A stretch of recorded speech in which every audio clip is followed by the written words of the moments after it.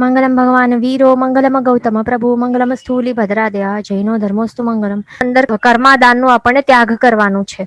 એક ક્વેશ્ચન આવેલું હતું કે we do work business on computer mobiles, so is it allowed? તો અહીંયા આપણે જે પણ વસ્તુઓનો ઉપયોગ કરી રહ્યા છીએ ને આપણે તે અહીંયા નથી જોવાનું. આ 15 કર્માદાનના ટોપિકમાં આપણને શું જોવાનું છે કે આપણે કયો બિઝનેસ રન કરીએ છીએ આ કમ્પ્યુટર્સ કે મોબાઈલ્સને વાપરીને તે જોવાનું છે. એટલે કર્માદાનના ટોપિકમાં આપણને એ નથી જોવાનું કે આપણે કઈ કઈ વસ્તુઓનો ઉપભોગ કરી રહ્યા છીએ, કમ્પ્યુટર કે મોબાઈલ શું વાપર્યું અને એના દ્વારા આપણે શું કર્યું એ નહીં, પણ આ કમ્પ્યુટર મોબાઈલ દ્વારા આપણે કયો બિઝનેસ રન કરીએ છીએ, બિઝનેસનો અહીંયા ટોપિક ચાલે છે. બરાબર. અને કમ્પ્યુટર ને મોબાઈલના વપરાશ માટે તો આપણે 14+9 નિયમમાં આપણે તેવુકાયના રક્ષાના નિયમમાં આપણે ધારી લીધો છે. એટલે પછી બીજું ક્વેશ્ચન હતું કે if we should not invest in shares then there is no option of investment especially for retired people. તો એમાં પછી ગોલ્ડનું જે ઇન્વેસ્ટમેન્ટ ઓપ્શન્સ હોય છે તો એટલીસ્ટ તે કરી શકાય એકવાર. એમાં પણ પાપ તો લાગે જ છે, એવું નથી કે એમાં કાંઈ પાપ નથી લાગતું, પાપ તો એમાં પણ લાગે છે, પણ એટલીસ્ટ જે કંપનીઓના શેર્સ લઈએ તો એમાં તો ઘણું બધું પાપ લાગે છે. એટલા માટે આપણને શેર્સ લેવા ખરીદવા એ બધું કરવાનું આપણને નિશ્ચિત કરેલું છે.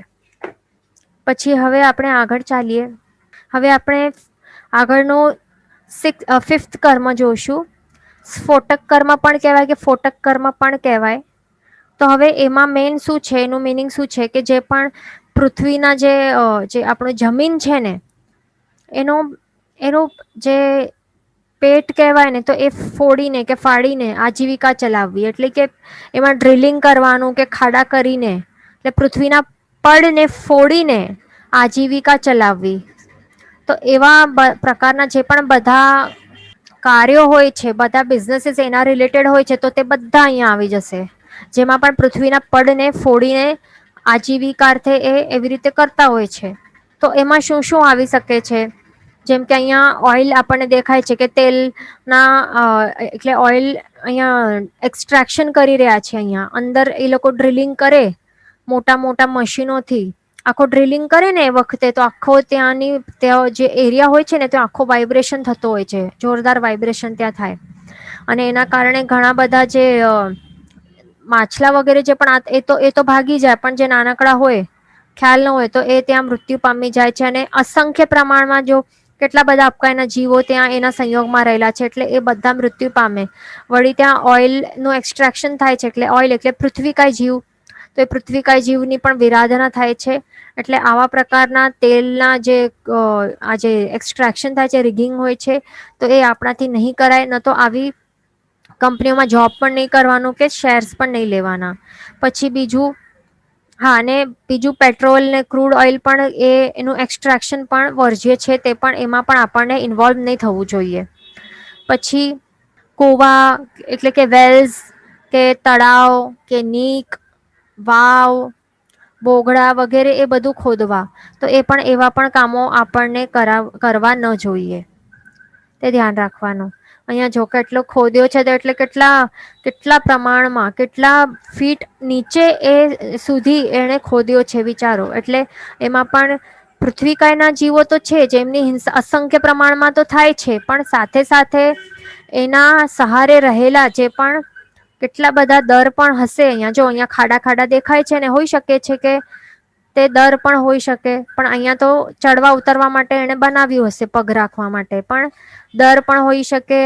પણ અને બીજા ત્રસ્તકાય જીવો પણ ઘણા પ્રમાણમાં હોય છે, એટલે એ બધાનો અહીંયા સંહારનું પાપ લાગે છે. પછી જે માઇન્સ હોય છે, જો અહીંયા કોલ માઇન દેખાય છે આપણને, તો એ માઇન્સ માટે પણ કેટલા બધું એનો ખોદકામ કરવું પડે છે નીચે અંડરગ્રાઉન્ડ. અને વળી માઇનિંગ કરે એટલે એ શું કરે, પૃથ્વીકાય જે જીવો છે એમને ખોદ્યા કરે કલેક્ટ કરે, એટલે એમાં પણ ઘણા બધા પાપ છે, ઘણા બધા જીવોનું સંહાર થાય છે. માટે આવા પ્રકારના કામો નહીં કરવા જોઈએ. એટલે શું શું નહીં કરવો જોઈએ? હળથી જમીન ખેડવી ન જોઈએ.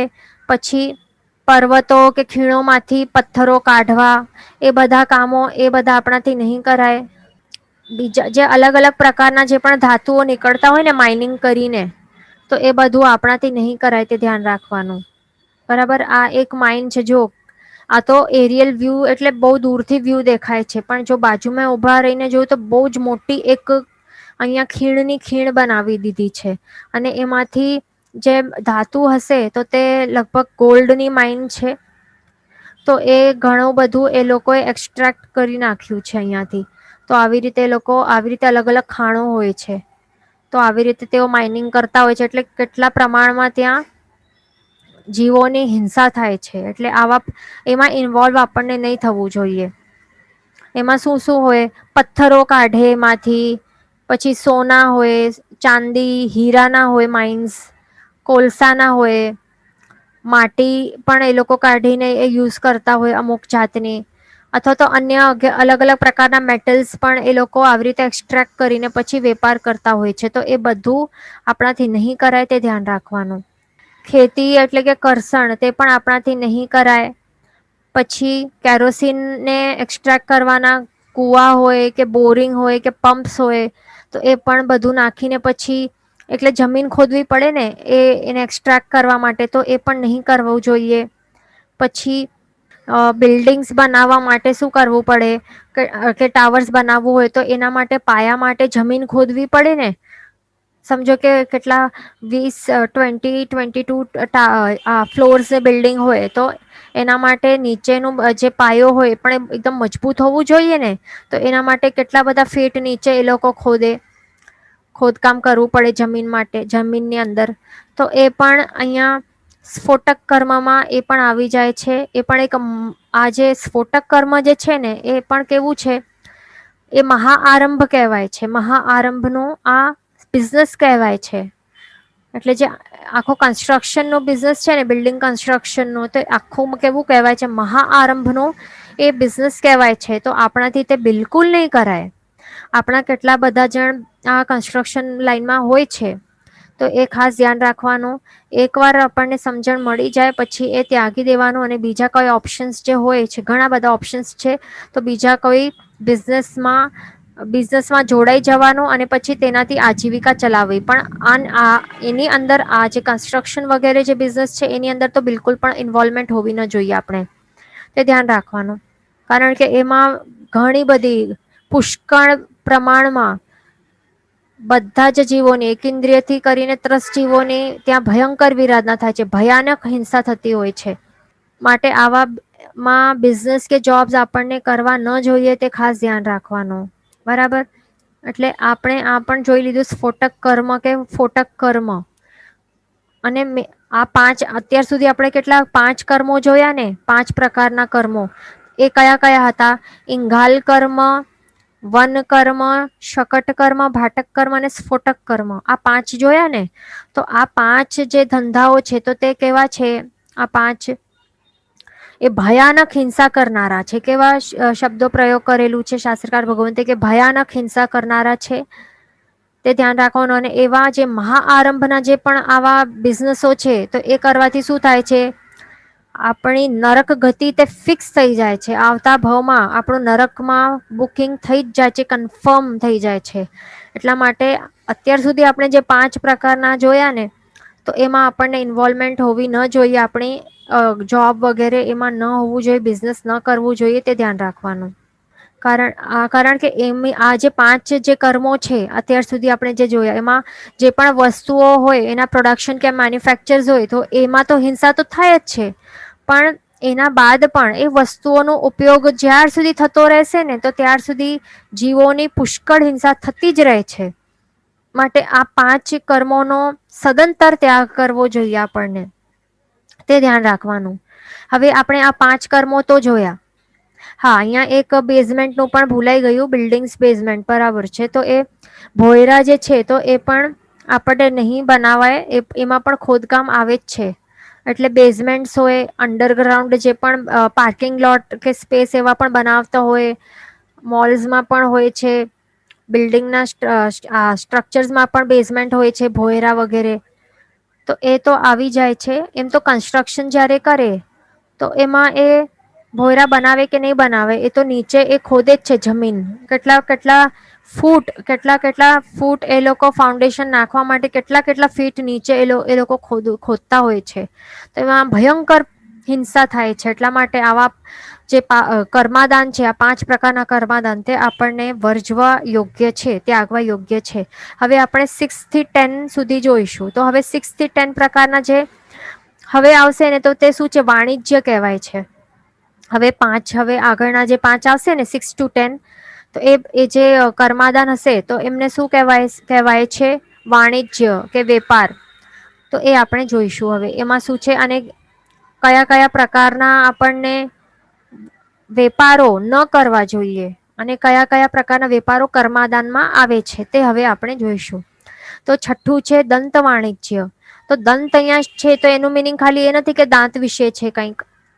નામથી આપણને શું સમજવાનું છે? મિનિંગ માત્ર દાંત નહીં સમજવા, પણ ટીથ નહીં સમજવા, પણ બર્ડ્સ અને એનિમલ્સ કે મનુષ્ય, એ બધાના તમામ જે પણ બોડી પાર્ટ્સ હોય ને, અવયવો હોય ને, તો તે બધા જ આપણને સમજવા દંત આ શબ્દ દ્વારા.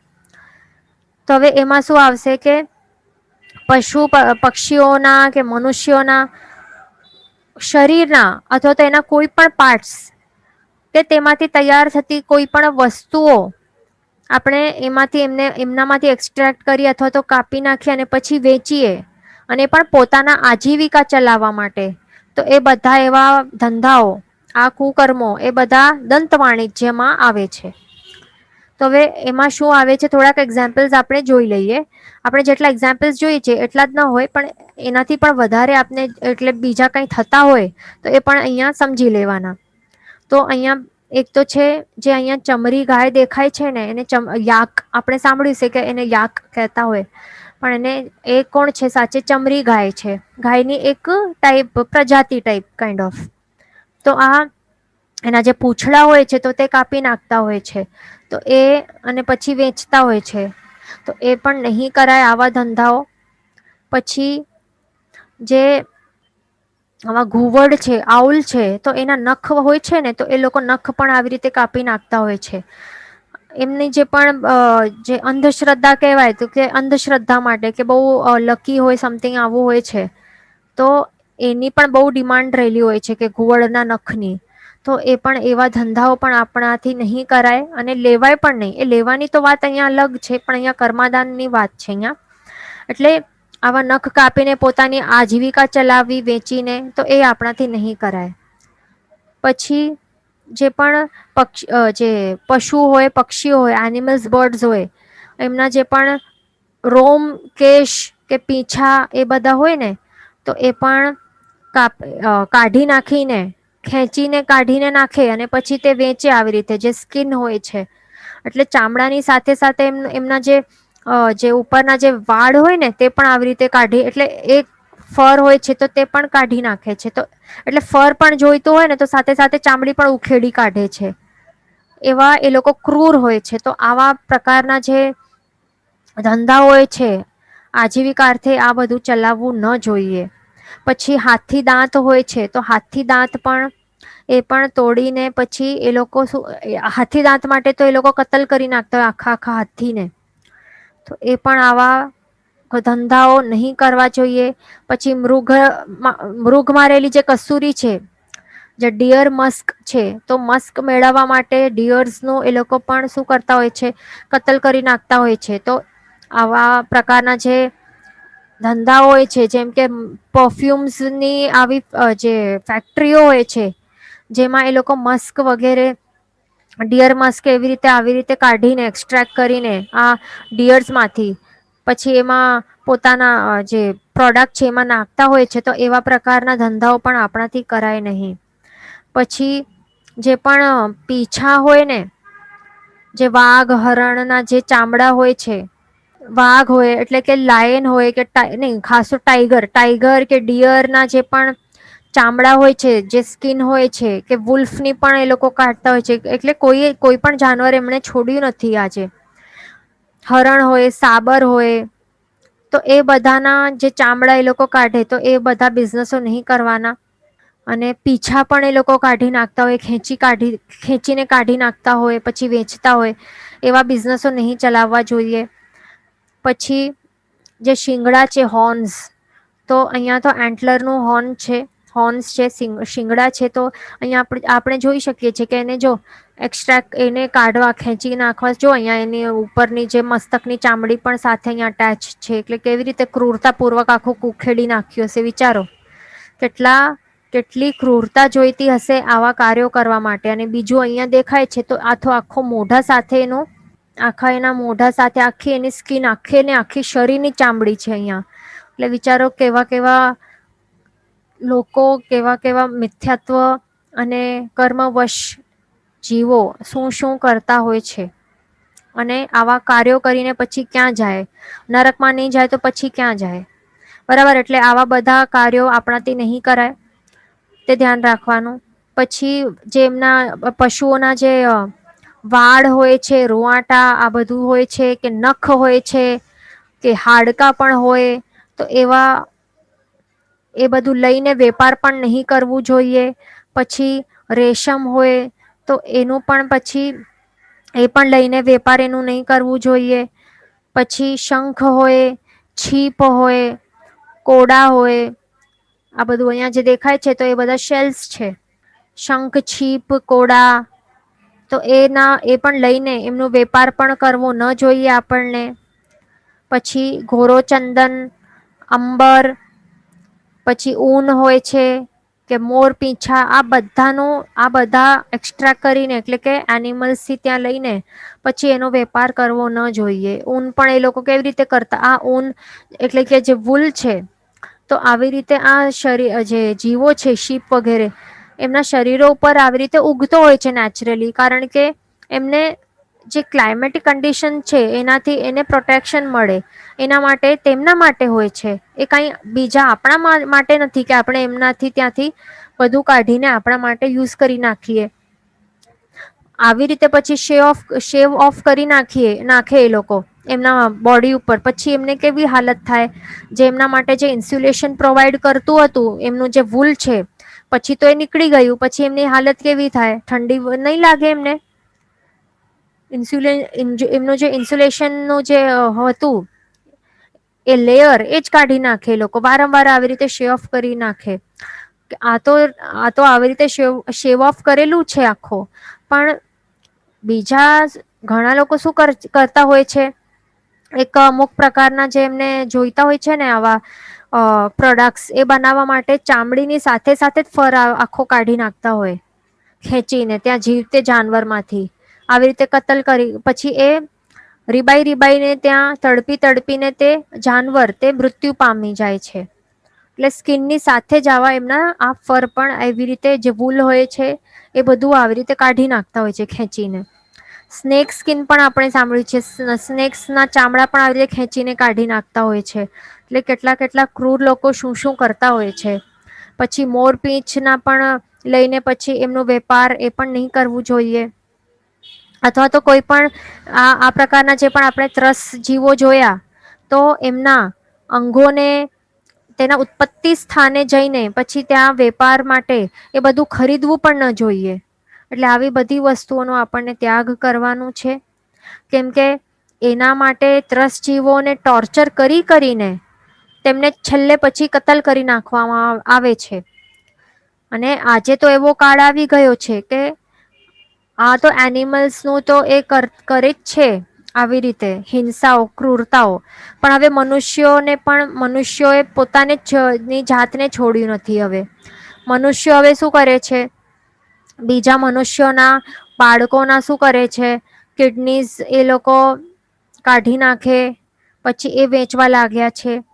એટલે અત્યાર સુધી તો આપણે શું જોયું કે પશુ પક્ષીઓના શરીરના અંગોને છેદી નાખે કે કાપી નાખે, અથવા તો એક્સ્ટ્રેક્ટ કરીને પછી એમના અવયવોને વેચે છે, એમનો વેપાર કરે છે. પણ હવે આપણાથી મનુષ્યોની પણ લોહી હોય, કે કિડનીઓ હોય, કે આંખો હોય, મનુષ્યના ઓર્ગન્સ હોય, કે કોઈ પણ પ્રકારના અંગો હોય, એના પણ વેપાર કરાય નહીં. એ પણ હવે બધું શરૂ થઈ ગયું છે, મનુષ્યોના અંગોનો વેપાર. તો એ પણ આપણાથી કરાય નહીં, એ ધ્યાન રાખવાનું. અને એના કારણે પછી શું થાય છે? એના કારણે બાળકો વગેરેના અપહરણ કરે છે, કિડનેપિંગ કરે છે. એ પછી હમણાં બહુ જ ખૂબ જ વધારે વધી ગયો છે. વળી હોસ્પિટલ્સમાં પણ આપણે સાંભળ્યું હશે કે આવા સ્કેમ પણ થતા હોય છે. ઓર્ગનોની ચોરી એ કરી નાખે અને ત્યાં મારી નાખે તે પેશન્ટને.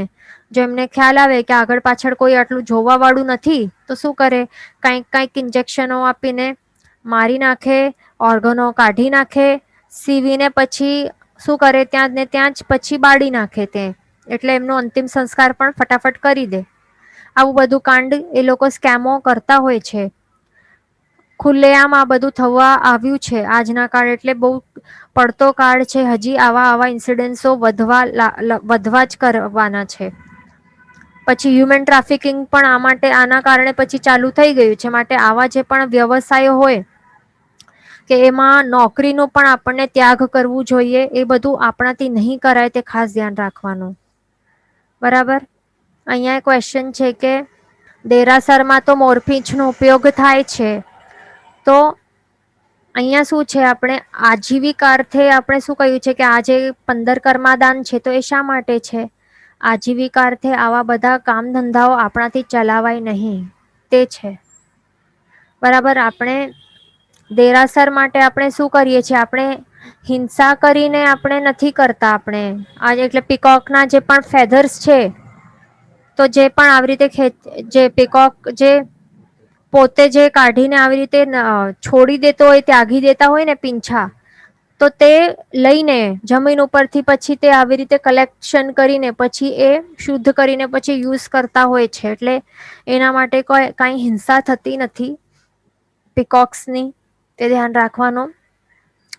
અને અહીંયા આજીવિકાર્થે આપણને આવા પ્રકારના બિઝનેસો કરવા નથી, તે અહીંયા 15 કર્માદાનમાં એ વાત આવેલી છે. બરાબર. એટલે આપણે બેસીને ત્યાં પીકોકોના ફેધર્સ ખેંચીને કાઢવાનું જે પણ કરતા હોય, તો એ બધું આપણાથી નહીં કરાય, તે ધ્યાન રાખવાનું. અને એનું પછી વેપાર પણ નહીં કરાય આપણાથી. પછી આગળ હવે આપણે બીજું જોઈએ. 7th છે લાખ વાણિજ્ય. તો લાખ વાણિજ્યમાં શું આવે છે? આ 7મા પ્રકારનું જે કર્માદાન છે, એમાં શું આવશે? એમાં અમુક વસ્તુઓ છે તે આપણે જોઈશું કે જેનું આપણને વેપાર કે એનું બિઝનેસ છે આજીવિકા અર્થે, તો તેનો ત્યાગ કરવાનું છે. તો એવા કયા કયા બિઝનેસો છે તે આપણે હવે જોઈશું. એમાં શું આવશે? એક તો છે લાખ. લાખ એટલે શું છે કે આવી રીતે એક પ્રકારનું જે ઇન્સેક્ટ છે જેનું નામ છે કેરિયા લાકા.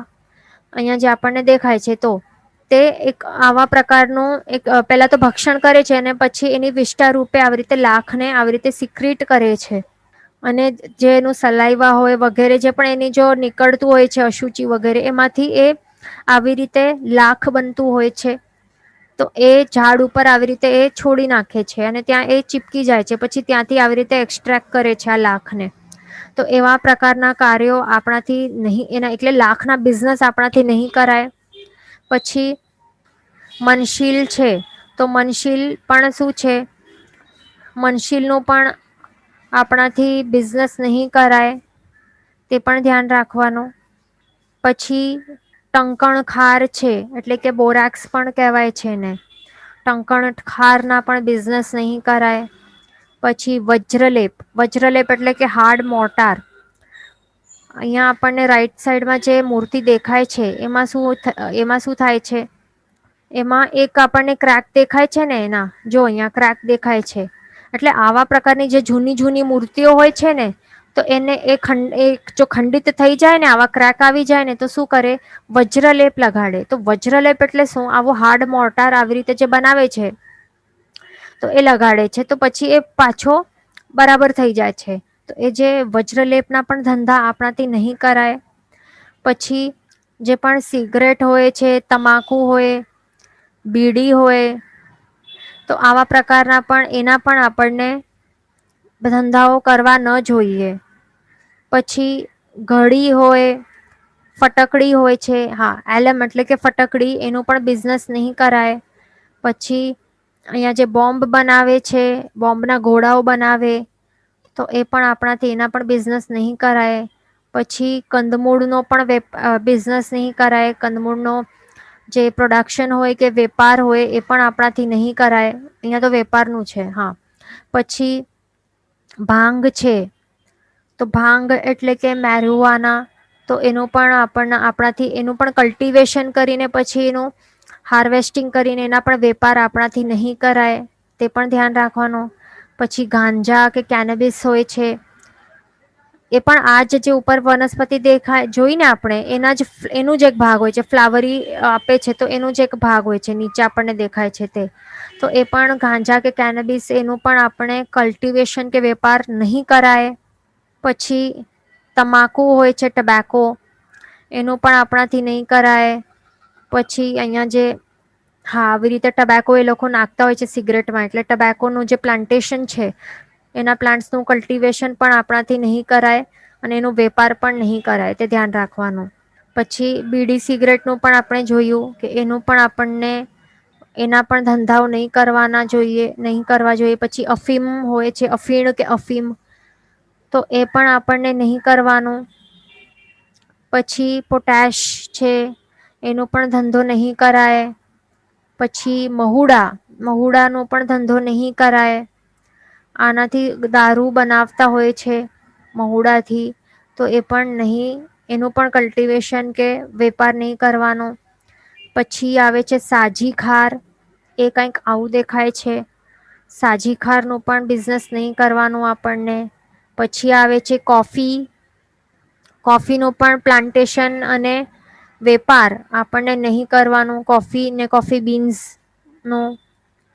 પછી ચાય, તો ચાયનું પણ પ્લાન્ટેશન અને આવી રીતે હાર્વેસ્ટિંગ ને વેપાર એ પણ આપણાથી નહીં કરાય. આ બધામાં શું થાય છે, આ શા માટે નથી કરાવતું? કારણ કે એમાં શું થાય છે, ઘણા બધા જીવોની હિંસા થાય છે, એટલા માટે પુષ્કળ પ્રમાણમાં જીવોની હિંસા થાય છે. એ કારણે આ બધા જે પણ આપણે વસ્તુઓ જોઈ એના વેપારો આપણાથી નહીં કરાય. પછી ધાવડી, તેજંતુરી, સાકરોડ, સાબુના વેપાર એટલે સાબુની પ્રોડક્શન એન્ડ વેપાર. પછી અત્તર, બોમ્બ ને દારૂ, આ બધી જે પણ વસ્તુઓ આપણે જોઈ તે એ બધાનું આપણને કલ્ટિવેશન કે પ્રોડક્શન અને વેપાર આપણાથી નહીં કરાય. કારણ કે એમાંથી કઈક વસ્તુઓ વનસ્પતિકાય છે અને કેટલીક વસ્તુઓ પૃથ્વીકાય છે, એટલા માટે આપણને નહીં કરવું જોઈએ. કારણ કે આપણે શું જોયું છે કે પૃથ્વીકાય જે જીવો છે, જે ખાર વગેરે જે પણ છે પૃથ્વીકાય જીવો, એમાં શું હોય છે, એક જ આપણને ટુકડો દેખાય પણ એ એક જ જીવ ન હોય, પણ એક જ્યારે અસંખ્ય પ્રમાણમાં જે પૃથ્વીકાય જીવોના શરીર એક સાથે એક ગ્રુપ બને છે પછી આપણને તે દેખાય છે, એક પથ્થર, એક ટુકડો પણ, એક કંકર પણ. એટલા માટે આપણને એના બિઝનેસો કરવા ન જોઈએ, તે ધ્યાન રાખવાનું. એટલે એનાથી શું થાય છે, ઘણા પ્રમાણમાં જીવોની હિંસા થાય છે. અને એના માટે એનું વ્યવસાય કે નોકરી એમાં એવા પ્રકારના બિઝનેસો પણ નહીં કરવા જોઈએ અને એમાં નોકરીનો પણ ત્યાગ કરવું જોઈએ. એક ક્વેશ્ચન છે કે મનશીલ, વોટ ઇઝ મનશીલ? તો આપણે જે પહેલા આપણે ફોટો પણ જોઈ લઈએ કે મનશીલ જે છે તે શું છે. આપણે પાછો એકવાર લાખ વાણિજ્યના બધા ફોટોસ પાછો જોઈ લઈએ. હા, તો આપણે પહેલા તો લાખ જોયું. હા, તો અહીંયા લાખના બિઝનેસો વેપાર નહીં કરાય. પછી મનશીલ, તો મનશીલ શું છે, એટલે મનશીલ એક ઝેરી વસ્તુ છે અને એને લાઈક ઔષધ ટાઈપ એ લોકો વાપરતા હોય છે મનશીલને. અને બીજું મનશીલનું એવું પણ એક સાંભળેલું છે, એક એવું યુઝ કે એના દ્વારા બધા એ કાળા જાદુ વગેરે કરતા હોય ને, જાદુ ટોના વગેરે, તો આવા તાંત્રિકો પણ એનો ઉપયોગ કરતા હોય છે મનશીલનું, એનું પાવડરનું લાલ લાલ પાવડર થતું હોય છે. એ તો ઠીક છે, પણ મેન અહીંયા શું છે કે ઝેરી વસ્તુ છે, તો એનાથી શું થાય છે, ઘણા બધા જીવ, એટલે આ મેન તો ફર્સ્ટ ઓફ ઓલ પૃથ્વીકાય પોતે પૃથ્વીકાય જીવ છે, બરાબર. અસંખ્ય એમાં પૃથ્વીકાય જીવોથી નું આ શરીર છે, એની હિંસા થાય છે. અને પછી આ પોતે એક ઝેરી વસ્તુ છે, પોઈઝનસ છે, તો એના કારણે બીજા પણ જીવોની પછી આવી રીતે હિંસા થાય છે એના કારણે, કારણ કે પોતે પોઈઝનસ છે. એટલા માટે એના વેપાર નહીં કરાય. પછી આ ટંકણ ખાર છે, બોરેક્સ છે, એનું પણ નહીં કરવાનું. પછી હાડ મોટાર, એ પણ પૃથ્વીકાય જીવોની અહીંયા હિંસા થાય છે. સોરી, વજ્રલેપ જે છે એના પણ બિઝનેસો નહીં કરાય. સિગાર છે, પછી એલમ, પછી બોમ્બના ગોલા, પછી કંદમૂળના જે વેપાર છે એ પણ અનંતકાય છે, એ પણ આપણાથી નહીં કરાય. પછી ભાંગ, મેરુઆના એવા આવી વનસ્પતિકાય છે. પછી ગાંજા, કેનેબિસ, પછી ટબેકો પ્લાન્ટેશન્સ અને એનો વેપાર આવી રીતે સિગરેટ્સના રૂપમાં. પછી બીડી, સિગરેટ, પછી અફીમ, અહીંયા એને પોપી સીડ્સ પણ કહેવાય છે. આ પણ વનસ્પતિકાય જીવોની હિંસા થાય છે. અને આ બધી વસ્તુઓ કેવી છે? નશીલી પદાર્થો છે. આ બધી વસ્તુ કેવી છે? નશીલી છે. એ પણ આપણાથી એટલા માટે એ પણ એનું પણ ધંધા નહીં કરાય. પછી આવે છે પોટેશ, એનું પણ નહીં કરાય. અહીંયા ક્વેશ્ચન આવેલું છે કે વાય એલમ. તો એલમને શા માટે નહીં કરાય? કારણ કે એલમનું જે પ્રોડક્શન છે તો એ જે પૃથ્વીકાય જીવો છે એની સાથે કંઈક એવા રિએક્શન્સ કરીને, એટલે કે એક આવી રીતે કંઈક કરીને પછી એનું પ્રોડક્શન કરવામાં આવતું હોય છે એસિડ વગેરેની સાથે. એટલા માટે જે એલમ છે એટલે એનું જે પ્રોડક્શન છે એ પ્રોસેસમાં એવી રીતે હોય છે. એટલે બોક્સાઇટ ઓર હોય છે તો એને સલ્ફ્યુરિક એસિડની સાથે અને પછી પોટેશિયમ સલ્ફેટ છે, એટલે આવા જે કેમિકલો હોય છે એની સાથે પ્રોસેસિંગ કરે છે. અને પછી શું કરે છે? ઇવેપોરેટ થાય છે. કારણ કે એટલે એક પ્રોસેસ છે. એમાં શું થાય છે? પૃથ્વીકા જીવોની હિંસા થાય છે અને પછી એનો વેપાર કરાય તો એ બધું આપણને પાપ લાગે. એટલે વેપાર જે એટલે આવું જે કરતા હોય આજીવિકાર્થે, એટલે કેટલા પ્રમાણમાં, કેટલા બધા પ્રમાણમાં એલમના આવા ટુકડાઓ બનાવતા હોય છે, ફટકડીઓ બનાવતા હોય છે. તો એમાં અસંખ્ય પ્રમાણમાં પૃથ્વીકાય જીવોની હિંસા થાય છે. એના માટે નહીં કરાય. તે છે સિમ્પલ રીઝન. કારણ સિમ્પલ રીઝન શું છે? જીવોની હિંસા. પછી અહીંયા મહુડા, તો એમાં શું બને? એમાંથી એ લોકો દારૂ બનાવતા હોય છે. અહીંયા જે દેશોમાં હોય છે ને, ગામડાઓમાં આવી રીતે એમાંથી દારૂ બનાવતા હોય છે મહુડાઓમાંથી. પછી ખાર છે, આપણે પૃથ્વીકાય જીવોની હિંસા કરીને બનાવે છે સાજી ખાર, તો એ પણ નહીં, એનું પણ નહીં કરવાનું. પછી કોફી છે. કોફી અને ચાયમાં શું છે?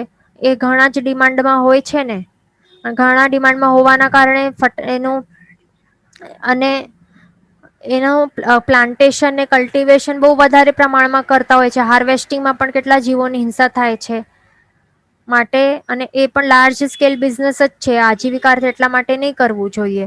અને આ પણ કેવી છે? નશીલી પદાર્થમાં આવી જાય છે. એડિક્શન પણ એ કરાવે છે. એટલા માટે એના પણ ધંધાઓ નહીં કરાય. અને બીજા આ પણ છે ધાવડી, તેજંતુરી, સાકરોડ, સાબુઓ, અત્તર, બોમ્બ, દારૂ, આ બધું. એ બધાનું આપણે દારૂનું તો આપણે જોઈ લીધું છે કે કેવી રીતે ફર્મેન્ટેશન પ્રોસેસ કરીને અનંતકાય જીવોની હિંસા સાથે આવી રીતે બનાવવામાં આવે છે, સડાવીને જીવોને. બરાબર. એટલે એમાં અસંખ્ય બેન્દ્ર જીવોની ઉત્પત્તિ થાય છે. બોમ્બ હોય તો બોમ્બ પણ એનું એ પણ કેવું હોય છે? અસંખ્ય જીવોની હિંસાનું કારણ બને છે. આ પણ નહીં બનાવાય. પછી અત્તર છે, એનું પણ પ્રોડક્શન કરવા માટે કેટલાક શું કરતા હોય છે? આપણે પહેલા જોયું ને જે 14 નિયમમાં આપણે શું જોયું કે અત્તરો જે બનાવતા હોય છે તો એમાં ક્યાં એનિમલ્સમાંથી એ લોકો બધું એક્સ્ટ્રેક્ટ કરીને એ લોકો શું શું નાખતા હોય છે આપણને ખ્યાલ પણ ન હોય. એટલે આવા કોઈ પણ પ્રકારના અત્તરો આપણને લેવા જ ન જોઈએ, ન તો એના પ્રોડક્શન કરવા જોઈએ. પછી સોપ છે, તો સોપ પણ શા માટે યુઝ કરાય છે? શરીરને સાફ કરવા માટે. પણ પાણીની સાથે જ યુઝ કરાય તો ચાલે ને સોપ? એમ જ સૂકું સૂકું કોઈ રગડી નાખે તો કંઈ થાય? નહીં થાય. એટલે આપણે જ્યારે પાણીની સાથે સોપનું યુઝ કરીએ તો ત્યાં અસંખ્ય અપકાય જીવોની હિંસા થાય છે. માટે સાબુઓ, આ તો બોડી સોપનું કહ્યું, પણ ડિટર્જન્ટ સોપ હોય, ડિટર્જન્ટ કેક હોય તો એનાથી તો કેટલા બધા, એ તો કેટલું સ્ટ્રોંગ હોય છે. એનાથી કેટલા બધા અપકાય જીવો અને બીજા ત્રસજીવોની હિંસા થાય છે. પાણીમાં રહેલા જે ત્રસજીવો હોય છે એની હિંસા થાય છે. એટલે આ બધું જે પણ છે તો એનો આપણને ત્યાગ કરવું જોઈએ. તેજંતુરી એ પૃથ્વીકાય છે. સાકરોડ પણ પૃથ્વીકાય જીવ છે. અને ધાવડી છે તે પણ પૃથ્વીકાય જીવરૂપ છે. એના પણ બિઝનેસો આપણને કરવા ન જોઈએ, તે ધ્યાન રાખવાનું. પછી હવે 8મું આપણે જોઈએ. 8મું છે રસ વાણિજ્ય. તો રસ વાણિજ્યમાં શું આવશે? રસ એટલે શું? રસના વર્ડથી આપણને શું લેવાનું છે? જે પણ રસો હોય છે, એટલે કે જે પ્રવાહી રૂપે, મોસ્ટલી પ્રવાહી રૂપે હોય છે તે. તો એમાં રસ એટલે મેઇન શું લેવાનું? એટલે બધા જરૂરી નથી કે પ્રવાહી રૂપે છે એટલે એમાં શું આવે છે? 4 મહાવિગયો આવે છે: મધ, મદિરા, માંસ અને માખણ. એ ચારે ચારનો વેપાર આપણાથી નહીં કરાય. આ શું છે? વાણિજ્યના હવે આપણે જોઈ રહ્યા છીએ ને, 5 અહીંયા જે આપણે જોયા. દંત વાણિજ્ય, લાખ વાણિજ્ય, રસ વાણિજ્ય, કેશ વાણિજ્ય અને વિષ વાણિજ્ય. આ 5 પ્રકારના જે હવે વાણિજ્યો આવવાના છે. વાણિજ્ય એટલે કે વેપારો. તો એના વેપાર આપણાથી નહીં કરાય તે છે અહીંયા. બરાબર. વેપાર કયા 5 પ્રકારના વેપારો નહીં કરાય તે. તો હવે 8મું છે રસ વાણિજ્ય. તો એમાં 4 મહાવિગયો છે, એનો વેપાર આપણાથી નહીં કરાય. મધ, મદિરા, માંસ અને માખણ. અને પછી જે 6 વિગયો છે, એનો પણ વેપાર નહીં કરાય. દૂધ, દહીં, ઘી, તેલ, સાકર, ગોળ, એનો પણ વેપાર આપણાથી નહીં કરાય, તે ધ્યાન રાખવાનું. પછી એની સાથે સાથે જે આપણે માંસ લીધું ને, તો માંસની સાથે સાથે ચરબી પણ ત્યાં સમજી લેવાનું કે માંસ ન ચાલે તો ચરબી કે મજ્જા હોય ને, મજ્જા એટલે કે જે શરીરના બોન્સ હોય ને, બોન્સની અંદર તે રહેલું જે બોન મેરો હોય છે, તો એને મજ્જા કહેવાય છે. તો એનું પણ વેપાર કરવું ન જોઈએ. પછી આવે છે સ્પિરિટ અને પછી ફિનાઇલ પણ. તો સ્પિરિટમાં શું હોય છે? એમાં ઘણા બધો પર્સન્ટેજમાં એલ્કોહોલ હોય છે, અને રબિંગ એલ્કોહોલ પણ કહેવાય છે સ્પિરિટને. તો એના કારણે શું થાય છે? ઘણા બધા જીવો, ત્રસજીવો એટલે બેક્ટેરિયાથી જે પણ ત્રસજીવો છે, નાનકડા એવા, તેઓ મૃત્યુ પામી જાય છે, ચીવી જાય છે એમના કારણે.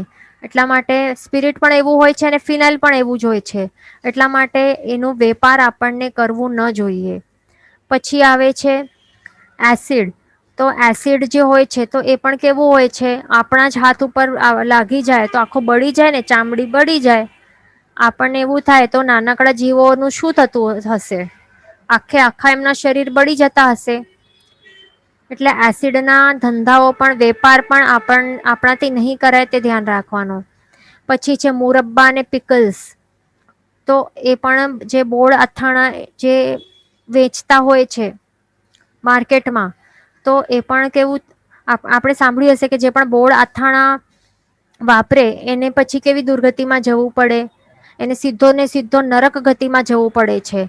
તો બિચારો એના વેપાર જે કરતા હશે બોળ અથાણાના, તો તેના માટે શું હશે? પછી ખાલી વાપરનારને હોય નરક ગતિ. એને બોળ અથાણા વાપરવાનું, તેને શું કહેવાય છે? નરકનું દ્વાર કહેવાય છે. રાત્રિ ભોજન, બોળ અથાણા, એ બધું શું છે? નરકના દ્વારો છે. તો જે આવા બોળ અથાણા બનાવે, એ પણ આજીવિકા અર્થે બનાવે, વિચારો. અને એનો વેપાર કરે, તો એની પછી ક્યાં થાય? એની જગ્યા તો નરકમાં જ ફિક્સ થઈ જાય ને. એટલે આટલા માટે આવા મુરબ્બાઓ હોય કે અથાણાઓ બનાવીને વેચવા ન જોઈએ. એવું વેપાર આપણાથી નહીં કરાય, તે ધ્યાન રાખવાનું. બરાબર. એટલે આ બધી જે વસ્તુઓ આપણે જોઈ, તો એ બધું શેમાં આવે છે? રસ વાણિજ્યમાં આવે છે.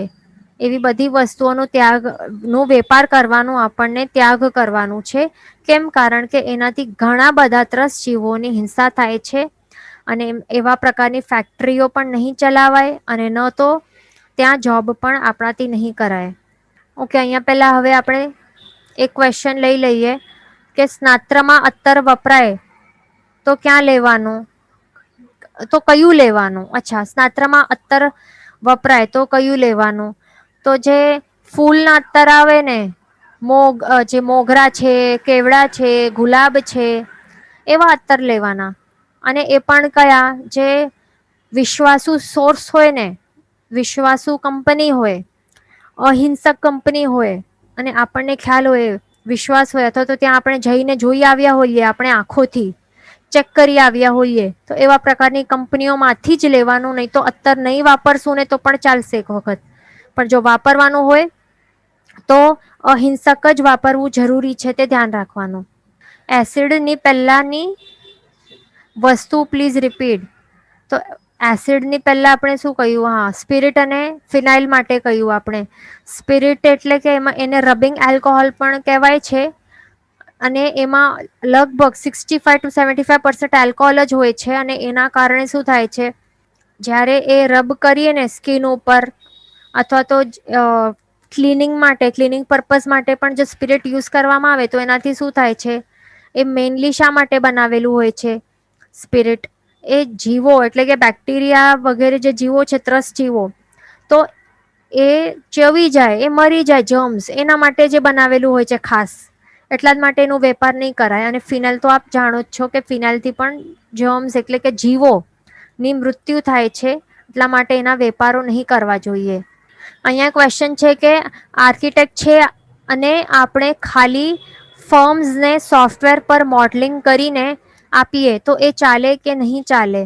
તો આર્કિટેક્ટ પર્સન હોય છે તો એ શું કરે છે, આવી રીતે જે ફોર્મ્સ હોય છે એટલે કે જે કન્સ્ટ્રક્શનના બિલ્ડર્સના જે ફોર્મ્સ હોય છે, તો ત્યાં આવી રીતે આખે ને આખો બિલ્ડિંગનો 3D મોડેલ બનાવે અને પછી એ આવી રીતે આપે છે અને પછી તે પાસ થાય છે.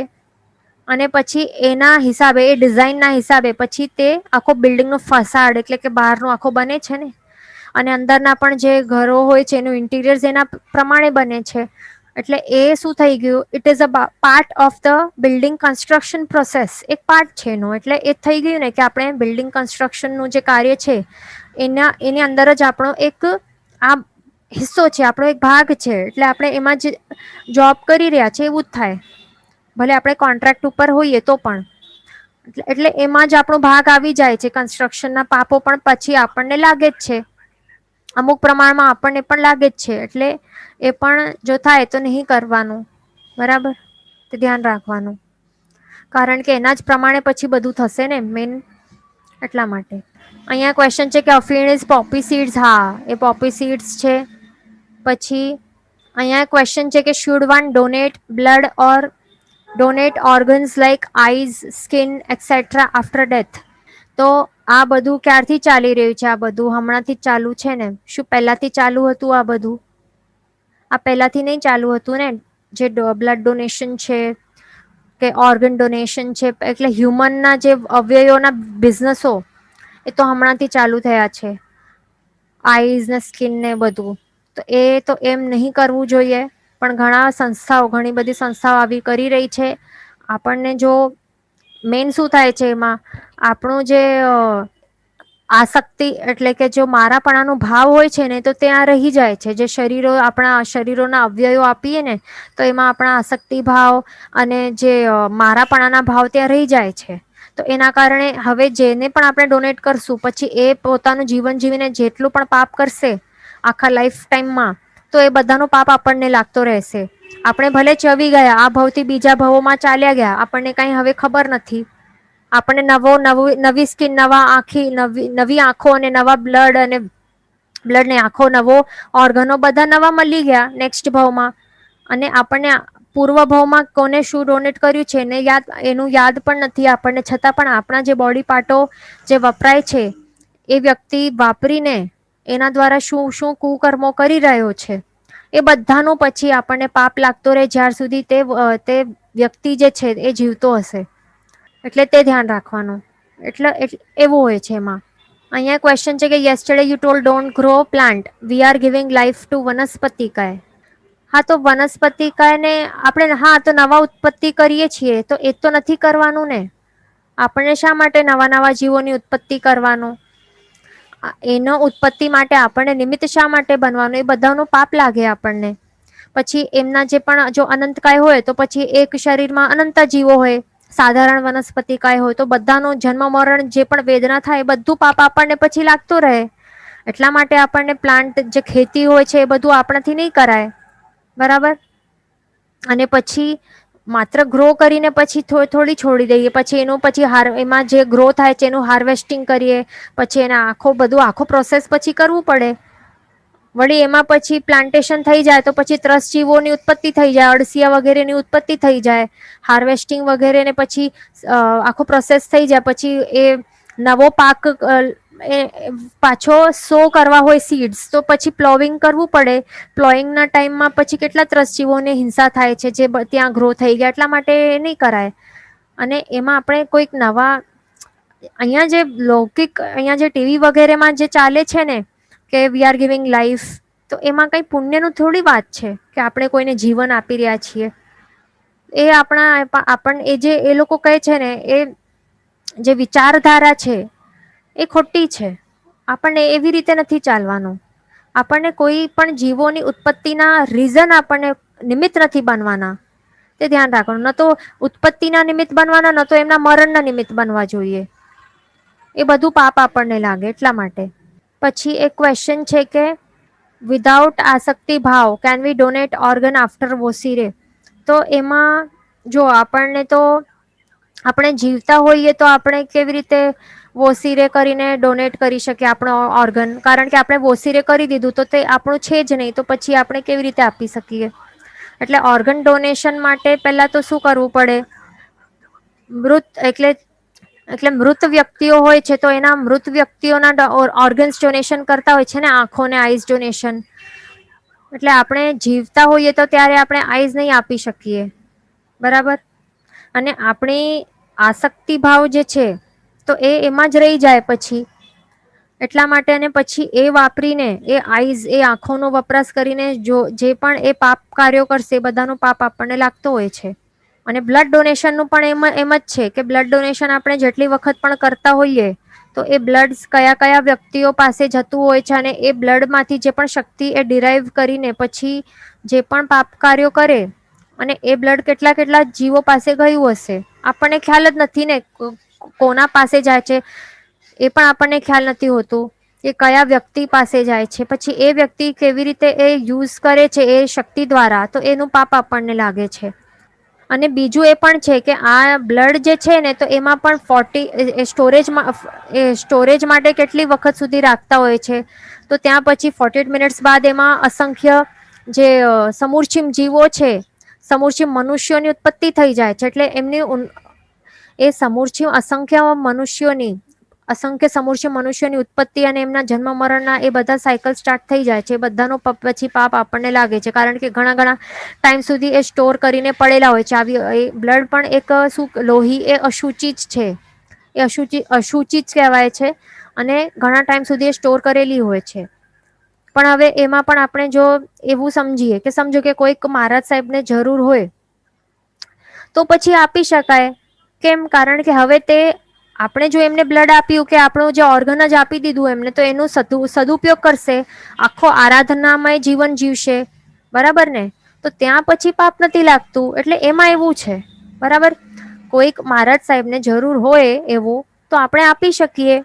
કોઈકનું આવી રીતે એવા સારા જે સજ્જન પુરુષ હોય ને, સજ્જન પુરુષ હોય, શ્રાવકો હોય, સાધુ સાધ્વીજી ભગવંતો હોય, એમને આપણે આપીએ તો એનાથી તો આપણને કેટલું પુણ્ય બંધ થશે. વિચારો કે આખો આપણો ભાગ આપીને એમણે પછી જીવન મળી ગયું, જીવનદાન આપી દીધું આપણે, અને એના દ્વારા પછી એ યુઝ કરશે, એ પણ મિસયુઝ નહીં કરશે, યુઝ કરશે, આરાધનામાં જીવન જીવશે, પાપો કરશે નહીં, પછી આપણને એનું પુણ્ય બંધાશે. જેવી રીતે આ સિચ્યુએશનમાં પુણ્ય બંધાશે, તેવી જ રીતે કોઈક દુર્જનને આપી દીધું તો એ આખા જીવનમાં જે પાપો કરશે તો પાપના ભાગીદાર આપણે તો બનશું જ ને. એવી જ રીતે સેમ. તો એ ધ્યાન રાખવાનું. એટલે વ્યક્તિ જોઈને આપણે આપી શકીએ. જીન વચન વિરુદ્ધ બોલાયું હોય તો મિચ્છામી દુક્કડમ. સર્વ મંગલ માંગલ્યમ સર્વ કલ્યાણ કારણમ પ્રધાનમ સર્વ ધર્માણમ જૈનમ જયતિ શાસનમ પ્રણામ.